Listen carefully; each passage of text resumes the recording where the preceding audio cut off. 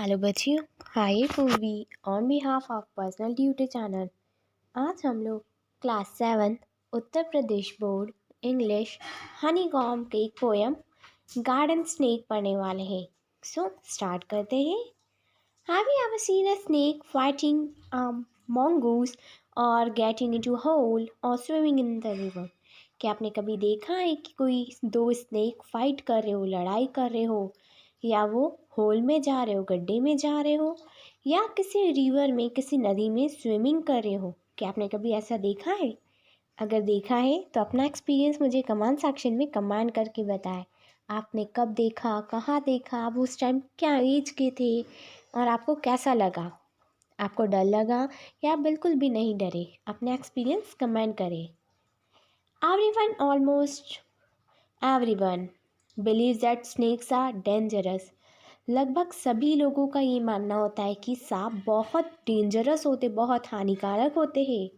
Some are most are not, लेकिन कुछ snakes dangerous नहीं होते हैं। So read the poem on a harmless garden snake. यहाँ पर हम एक पोएम पढ़ने वाले हैं जिसमें हम एक ऐसे स्नेक की स्टोरी है जो कि बिल्कुल हार्म नहीं करेगा, बिल्कुल भी नुकसान नहीं पहुँचाएगा। वो एक गार्डन स्नेक है। तो स्टार्ट करते हैं। I saw a snake and run away. मैंने एक सांप देखा और मैं भाग आया। Some snakes are dangerous they say. वो कहते हैं कि कुछ सांप बहुत हानिकारक होते हैं। But mother says that kind is good and eat up insect for his food. पर मेरी मम्मी बोलती है कि सांप इतने हानिकारक तो होते, लेकिन अगर हम उनके साथ अच्छा बिहेव करेंगे देन वो हमें कोई हार्म नहीं करेंगे, वो हमारे साथ काइंड बिहेव करेंगे एंड वो इंसेक्ट्स को खाते हैं as their food. So when he wiggles in the grass, जब वो घास में घूम रहा था, आई विल स्टैंड असाइड, मैं वहीं पास में खड़ा था, एंड वॉच हिम पास, और उसे देख रहा था, and tell myself there is no mistake, और अपने आप को कहा इसमें कोई गलती नहीं है, it just a harmless garden snake, ये तो इस गार्डन का ही सांप है जो कि हमको हार्म नहीं करेगा। यानी स्नेक भी बहुत टाइप के होते हैं, कुछ पॉइजनस होते हैं, कुछ नहीं होते हैं पॉइजनस। सो ये जो स्नेक था ये गार्डन स्नेक है, यानी उन्हीं के गार्डन में रहता है, सो ये उनको हार्म नहीं करेगा। So the poet of this poem is मुरल एल सोने। सो बच्चों, मुझे कमेंट सेक्शन में ज़रूर कमेंट करके बताइएगा कि स्नेक के साथ आपका कैसा एक्सपीरियंस था।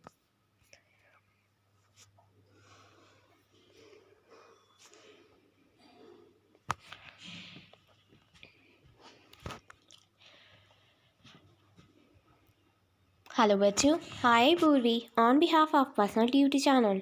आज हम लोग क्लास 7 उत्तर प्रदेश बोर्ड इंग्लिश क्लास 7 का chapter number 9 a bicycle in the good repair पढ़ने वाले हैं। सो स्टार्ट करते हैं। बिफोर यू रीड से, before you read the story, if you wish to go on a long bicycle ride, the bicycle should be in a good condition. अगर आप bicycle ride पर जाना चाहते हैं कहीं पर, अगर अपनी बाइसिकल से किसी भी जगह जाना चाहते तो कैसे जाएंगे? जब वो बाइसिकल अच्छी कंडीशन में होगी, यानी ख़राब नहीं होगी। If possible an expert mechanic should overhaul it. अगर पॉसिबल हो तो आप एक अच्छे मैकेनिक को अपनी बाइसिकल दिखा दें। But what happens if the machine has a wheel of its own and the mechanic knows next to nothing? पर क्या होगा कि अगर मशीन में कोई प्रॉब्लम हो, यानी आपकी बाइसिकल में कोई प्रॉब्लम हो, बट आपके मैकेनिक को वो नहीं पता चले। जल्दी से मुझे बताइए कि ऐसा कभी हुआ है कि आपकी गाड़ी में कोई दिक्कत हो और लेकिन आप मैकेनिक के पास गए भी हो लेकिन उसने आपको कुछ नहीं बताया? तो जल्दी से मुझे अपना एक्सपीरियंस कमेंट सेक्शन में कमेंट करके बताएं। अब हम स्टार्ट कर रहे हैं a bicycle in good repair का scene first. A man I knew proposed one evening we should go for a long bicycle ride. एक दिन की बात है कि एक आदमी एक शाम को लॉन्ग बाइसिकल राइड पर जाना चाहता था। On the following days and I agree, और मैंने भी हाँ बोल दिया, मैंने भी एग्री कर ली। I got up early for me, I made an effort and was pleased with myself. मैं सुबह बहुत जल्दी उठ गया, मैंने कई सारे एफर्ट्स किए, अपने आप को तैयार किया। ही केम हाफ एन आवर लेट, जो उसने टाइम बताया था उस मैन ने, वो उस टाइम से आधा घंटा लेट आया। I was waiting for him in the garden, मैं उसका इंतज़ार मेरे गार्डन में कर रहा था।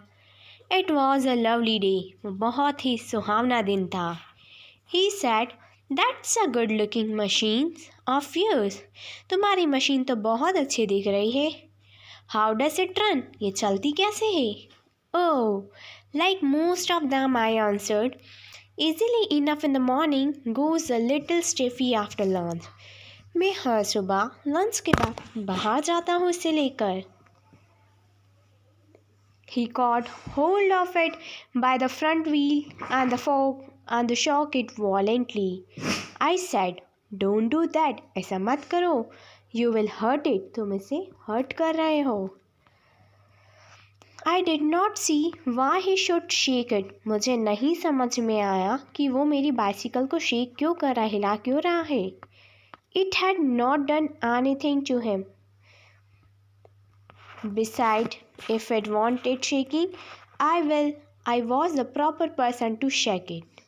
I felt much as I should have to started rattling my dog. वो इतनी ज़ोर ज़ोर से शेक कर रहा था मेरी बाइसिकल को कि मेरा जो डॉग है वो भी भौंकने लग गया। He said, this front wheel wobbles. Meaning of wobble is move unsteadily from side to side. He said, it does not if you don't wobble it. ये नहीं होगा जब तुम इसको properly wobble करने दोगे। It didn't wobble. As matter of fact, nothing worth calling a wobble. कोई इसे wobble नहीं बोलता है क्योंकि ये किसी भी साइड नहीं जाता है। He said, this is dangerous. वो कहता है ये बहुत dangerous है। Have you got a hammer? क्या तुम्हारे पास हथौड़ी है? I ought to have been firm, but I thought that perhaps he really did not something about the business. तो मैं उसके पास गया, पर मुझे ऐसा लगता था कि उसको इसके बारे में कुछ नहीं पता होगा। I went to the tool shed to see what I could find. मैं tool shed में गया और मैं क्या देखता हूँ। When I came back, he was sitting on the ground with the front wheel between two legs.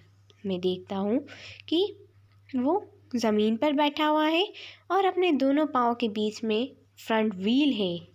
He was playing with it. वो उसके साथ खेल रहा है। Twiddling it round between his fingers. Turn कर रहा है अपने फिंगर्स के बीच में, उसको टर्न घुमा रहा है उस व्हील को। The remnant of the mechanic was lying on the gravel part beside him. So जो remaining parts है मशीन के वो भी उसके पीछे ही पड़े हैं। He said, it looks to me as it is bearing were all wrong. मुझे ऐसा लगता है कि इसके बेरिंग सारे ख़राब हो गए। अब बेरिंग क्या होती है? छोटी छोटी सी बॉल्स, इसकी वजह से वो घूमती है। ऐसा वो मैन बोल रहा था। I said, don't you trouble about it anymore. मैंने बोला तुम इसके बारे में टेंशन मत लो। You will make yourself tired. Let us put it back and get off. अगर तुम ऐसा काम करोगे तो तुम थक जाओगे, जल्दी से इसे वापस लगा दो और चलो फिर। He said, he may as well see that. What is the matter with it? उसने बोला क्या मैटर है? Now it is out. ये बाहर है। He talked as stuff it has dropped out an accident. फिर वो बातें करते जा रहे थे और उसका एक्सीडेंट हो गया। Before I could stop him, he had unscrewed something somewhere and out rolled all over the path some dozen or some little balls. Catch him! He shouted. Catch him! मुझे पकड़ो, मुझे पकड़ो। We must not lose any of them. हम किसी को खोना नहीं चाहते थे। He was quite excited about them. वो बहुत ही ज़्यादा excited था। We grovelled round for half an hour and found 16. हम आधे घंटे तक ढूंढते रहे और हमने 16 आने पा लिए। He said he hoped we had got them all because if not it would make a serious difference to the machine. ऐसा लग रहा था कि हमें सारे मिल गए, अगर सारे बॉल्स नहीं। हेलो बच्चों, hi Purvi on behalf of personal duty channel. आज हम लोग class 7th English Uttar Pradesh board की एक poem mystery of a talking fan पढ़ने वाले हैं। यानी एक ऐसा फ़ैन जो कि बोलता है, जो कि टॉक एक्टिव है। सो पढ़ते हैं ज़रा ये पोयम कि पोएट इस पोयम के थ्रू हमें क्या मैसेज देना चाहते हैं। So is there ceiling fan in the room where you are sitting now. जहाँ पर आप अभी बैठे हैं वहाँ पर क्या कोई सीलिंग फैन है या कोई पंखा है। So is the fan quite और नॉइजी। वो जो पंखा है वो नॉइजी है यानी आवाज़ कर रहा है या शांत बैठा है। So, if it is noisy, you may be sure at a distance, relative of the talking fan in the poem, you are going to read. So, अगर आपका भी फैन नॉइजी है, आवाज़ आ रही है आपके पंखे में से भी, so आपको ऐसा लगेगा कि ये जो पोएम है टॉकिंग फैन की वो दोनों दूर के रिश्तेदार ही है। तो चलो जल्दी से पढ़ते हैं ये poem. Once there was a talking fan, electrical his chatter. I couldn't quite hear what he said, and I hope it doesn't matter. Because one day somebody oiled his little whistling motor, and all the mystery was spoiled. He ran as still as water.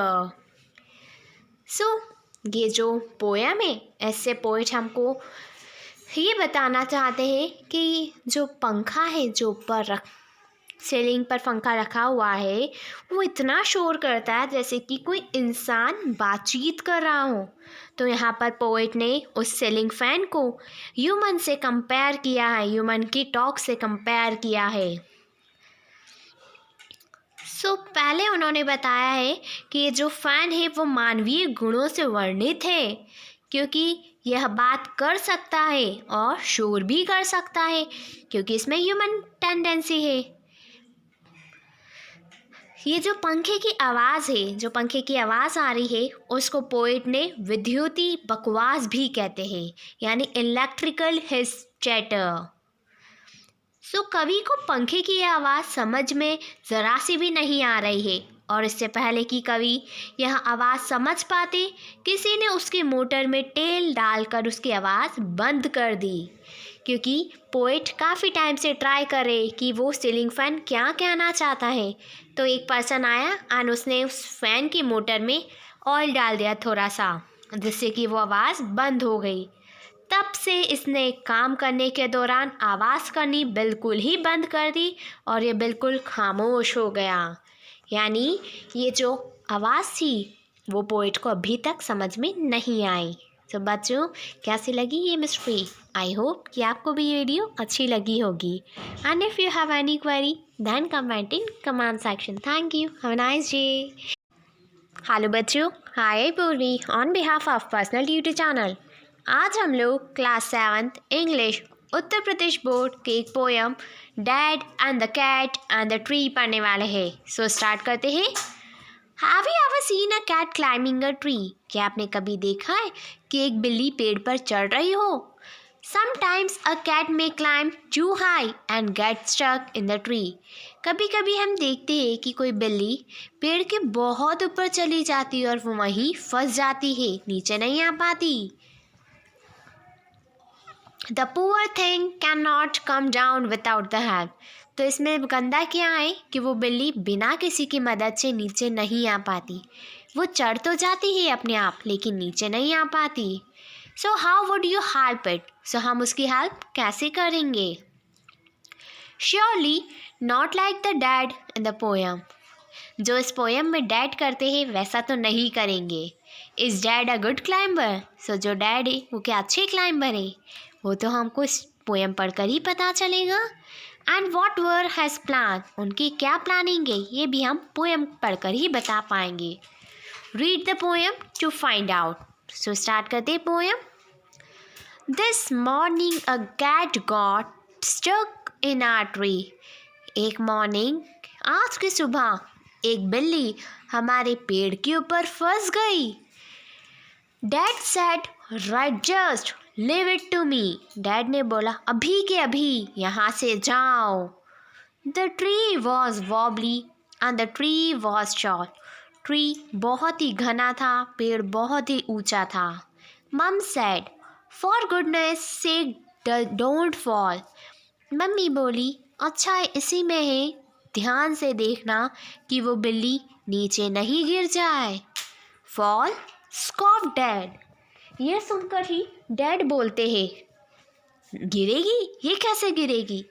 A climber like मी, ये मेरी तरह ही climber है. Children's play this is, ये तो बच्चे की तरह है. यू वेट एंड सी, तुम इंतज़ार करो और देखो. He got out the ladder, सिर्फ वो एक लैडर लेकर आता है, एक सीढ़ी लेकर आता है.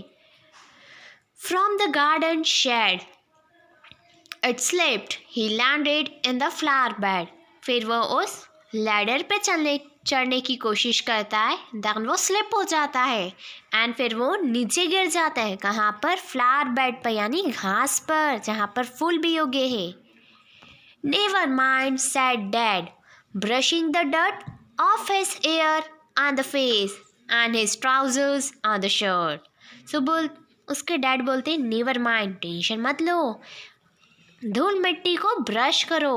ऑफ हिज ear, तुम्हारे बालों पर, तुम्हारे फेस पर सब जगह मिट्टी लग गई है. And his trouser and his shirt, so उसके डैड के ट्राउज़र्स पे भी और शर्ट पर भी. वेल ट्राई प्लान बी, तो डैड बोलते ठीक है, फर्स्ट प्लान फेल हो गया लैडर वाला, तो हम सेकंड प्लान चूज़ करते हैं. Stand out of the way. Mum said don't fall again, okay. फिर से वो कोशिश करते हैं उस लैडर पे चढ़ने के लिए. फिर से मम्मी बोलती है कि ध्यान से देखना, गिर मत जाना पहले की तरह, okay. Fall again said dad, फिर से गिर जाना, funny joke. Then he swung himself on the branch it broke.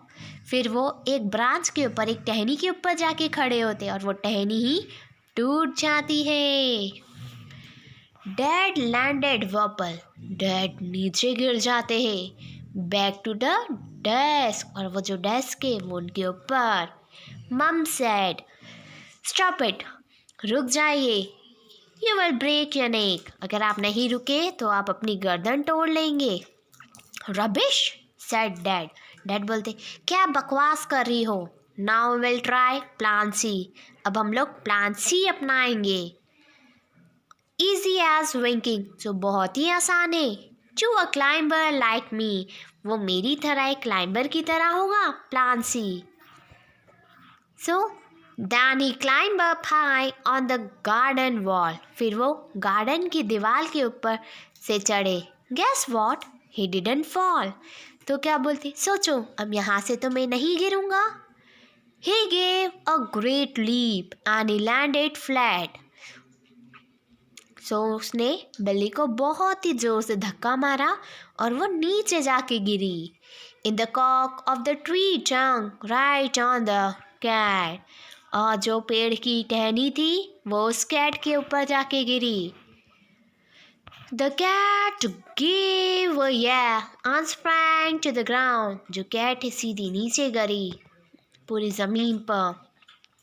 Please touch punch to be safe and sound, ऐसा प्रतीत हो रहा था कि वो सही सलामत है. सो इट्स स्माइलिंग एंड स्mirking, सो उसके डैड स्माइल करने लगे, शर्माने लगे. Smug as can be but poor all dad still, कैसे भी है पर है तो हमारे ही dad. Struck up the tree, जो पेड़ पर चढ़े हुए हैं. So this poem was written by Kit Reed. So Kit Reed इस पोएम के पोएट है. सो बच्चों, अगर आप यहाँ पर डैड की प्लेस पर होते तो आप कौन सा प्लान यूज़ करते?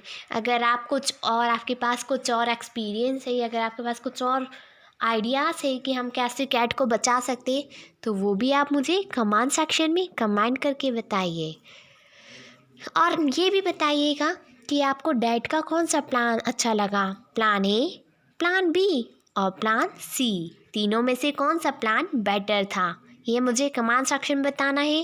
एंड आपका जो प्लान है, आप कैसे कैट को बचाएंगे और कैसे अपने आप को भी सेफ रखेंगे, ये भी आपको मुझे कमेंट सेक्शन में कमेंट करके बताना है। ओके, एंड अगर आपको इस वीडियो से रिलेटेड कोई भी डाउट है, कोई भी क्वेरी है, then comment in comment section. Thank you, have a nice day.